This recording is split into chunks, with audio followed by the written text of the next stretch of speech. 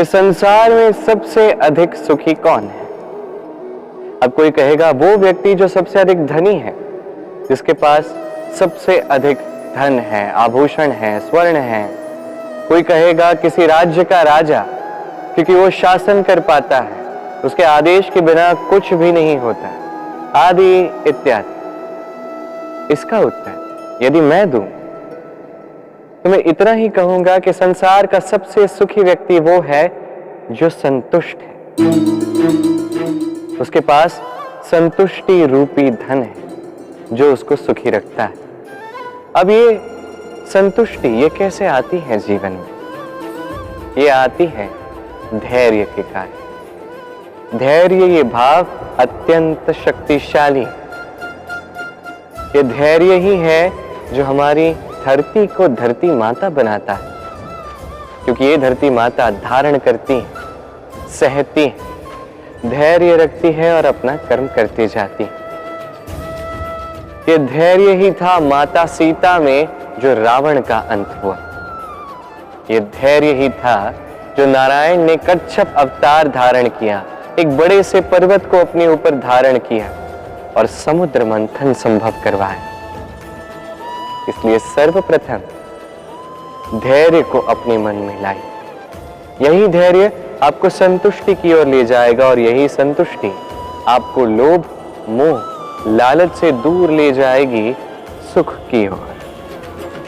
मनुष्य सदैव बड़ा मनुष्य बनना चाहता है, सदैव इसी की कल्पना करता है।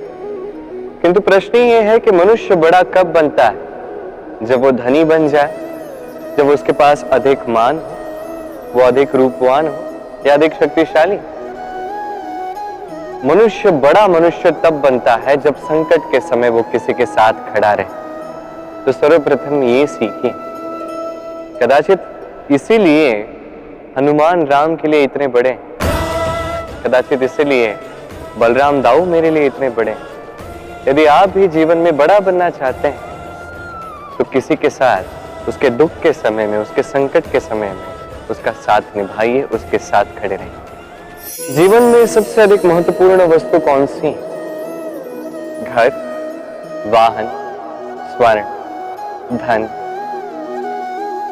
यदि मैं आपको सत्य बताऊं तो जीवन में सबसे अधिक महत्वपूर्ण कोई वस्तु है ही नहीं। यदि कुछ महत्वपूर्ण है तो वो है भाव,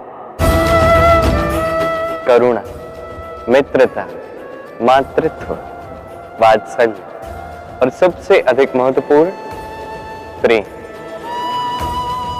अपने इस जीवन में यदि आप इस समस्त जीवन को वस्तुओं का खेल बना के रख देंगे तो जीवन में आनंद नहीं रहेगा। अपने इस जीवन को भावनाओं का घर बनाएं।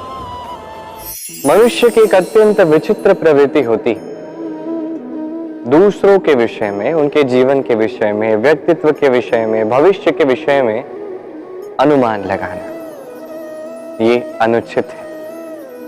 किसी के भूतकाल को लोग देख के भविष्य बता देते हैं, वर्तमान को देख के उसका भविष्य का अनुमान लगा लेते हैं। उदाहरण दूं तो किसी दास को देखिए, उसे देख के लोग कहते हैं कि इसके भविष्य में ये हो सकता है, अनुमान लगाते हैं। अरे इस राजा को देखिए, ये तो कितना सुखी होगा, ये तो संसार का सबसे अधिक सुखी व्यक्ति होगा, इतनी सुख सुविधाएं हैं इसके पास, अनुमान लगाते हैं। सत्य तो यह है कि आप किसी के व्यक्तित्व के विषय में या भविष्य के विषय में पूर्ण सत्य कभी ज्ञात कर ही नहीं सकते, बस अनुमान लगा सकते हैं। और अनुमान लगा के कोई लाभ नहीं होने वाला, क्योंकि ये काल जो है ये अत्यंत शक्तिशाली है। काले से काले कोयले को ये हीरा बना सकता है, बड़े से बड़े राजा को रंक बना सकता है एक क्षण में। फिर आपके अनुमान का क्या लाभ, क्या मिला अनुमान लगा के? इसलिए कभी किसी के विषय में कोई अनुमान नहीं लगाएं, उसके भविष्य के विषय में कोई अनुमान नहीं लगाएं, कोई धारणा किसी के विषय में ना बनाएं। कुछ करें तो प्रेम, सब में प्रेम बांटिए, सब में सकारात्मकता बांटिए। कहते हैं संसार में हर रोग का उपाय है। यदि आप अपने शरीर से प्रेम करते हैं तो व्यायाम कीजिए, यदि आप श्वास से प्रेम करते हैं तो प्राणायाम कीजिए, यदि आप अपनी आत्मा से प्रेम करते हैं तो ध्यान कीजिए, किंतु यदि आप अपने जीवन से, परमात्मा से प्रेम करते हैं तो सबसे प्रेम करते रहिए। ये प्रेम अत्यंत महत्वपूर्ण और आवश्यक है। इस प्रेम से अच्छी ना कोई औषधि है, ना कोई आसन। इससे अच्छा ना कोई व्यायाम है, ना कोई प्राणायाम। ये प्रेम बड़े से बड़े समस्या का हल निकाल सकता है। ये प्रेम बड़े से बड़े संकट को आपसे दूर कर सकता है। ये प्रेम आपको जीवन जीना सिखाता है, क्योंकि ये प्रेम ही जीवन का वास्तविक सार। इच्छा बड़ी विचित्र होती है। इच्छा यदि ये पूर्ण ना हो तो क्रोध को जन्म देती, यदि ये पूर्ण हो तो लोभ को जन्म देती, यदि ये समय रहते पूर्ण ना हो तो शोक को जन्म देती, यदि ये समय से पूर्व ही पूर्ण हो तो अहंकार को जन्म देती। सबकी इच्छाएं होती हैं, आपकी भी हो। पूर्ण अवश्य कीजिए, किंतु एक बात स्मरण रखिए, ये जीवन, ये इच्छा पूर्ण करने का माध्यम नहीं है। ये धैर्य साधने का माध्यम, नियंत्रण रखने का माध्यम। नियंत्रण अपनी कामनाओं पर, अपनी इच्छाओं पर, अपनी भावनाओं पर। क्योंकि इच्छा ये उस अश्व की भांति है, जो अश्व यदि बेलगाम हो गया, आपके हाथ से इसकी लगाम छूट गई तो ये आपको सीधे विनाश की ओर ले जाएगा। किंतु यदि आपने इसे नियंत्रण में रखा तो ये आपको सफलता के शिखर तक अवश्य पहुंचा देगा। तो अपनी इच्छाओं पर नियंत्रण रखिए और मेरे साथ प्रेम से कहिए, राधे राधे।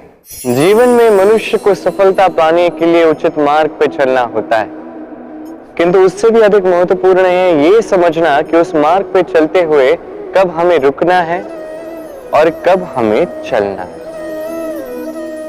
ये सीख अत्यंत आवश्यक है। अब देखिए एक छोटा सा वाक्य, रोको मत, जाने। इस वाक्य का अर्थ क्या है कि किसी को मत रोको। जो जीवन में आगे बढ़ रहा है उसे बढ़ने दो, उसके मार्ग में बाधाएं उत्पन्न मत करो। अब इसी छोटे से वाक्य में मैं एक अनुचित स्थान पर रुक जाता हूं। रोको मत, जाने दो। अब इसका अर्थ क्या हुआ कि इस व्यक्ति को रोको, इसे जीवन में आगे बढ़ने मत दो, इसके मार्ग में बाधाएं उत्पन्न करो। अब इतने छोटे से वाक्य में यदि अनुचित स्थान पे मैं रुक गया तो सोचो कितना अंतर पड़ गया। ये सीख कितनी महत्वपूर्ण है, ये सीखिए।